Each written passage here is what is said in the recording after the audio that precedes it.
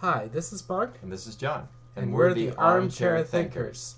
And today we're going to be talking about how the two presumptive presidential candidates both belong in prison. Yeah, well, I know it sounds controversial, sounds like big words. I mean, they're all politicians, don't they all kind of belong in prison? But hear us out here. Hillary Clinton and Donald Trump have actually both done things that are legitimate criminal offenses and that probably should have landed them behind bars. Yes. So let's start with Donald Trump. It's pretty obvious. Trump University is a complete fraud. Some would say scam. Scam. The credits are not worth anything because they're not recognized. Also, the teachers are often salespeople. Often their former jobs were in retail or something. Mm-hmm. So they have no actual knowledge whatsoever. But they do give a good talk, I imagine. I guess if they were in retail, they did sales and they've mastered the art of bullshit.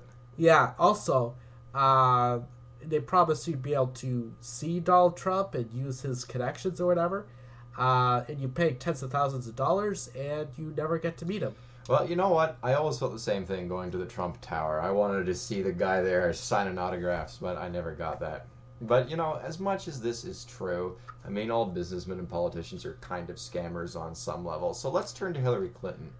She did something, in some ways, that was a lot worse.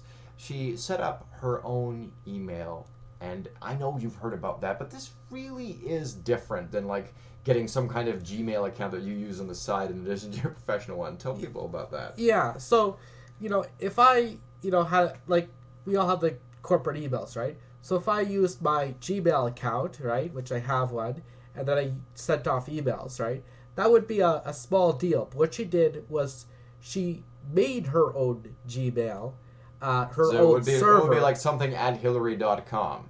Yes. So it's like the domain name is separate. And as you can imagine, your Secretary of State, very important, secretive information that you don't want anybody to know about. And her security was whatever security Hillary Clinton could put in. Which, as an individual, is much less than she would have had if she'd had the help of everyone in the U.S. government. So, you might ask yourself, why was it that she didn't get the help of the U.S. government? You're right there.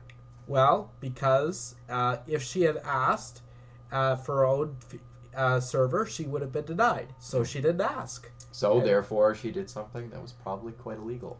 Quite illegal.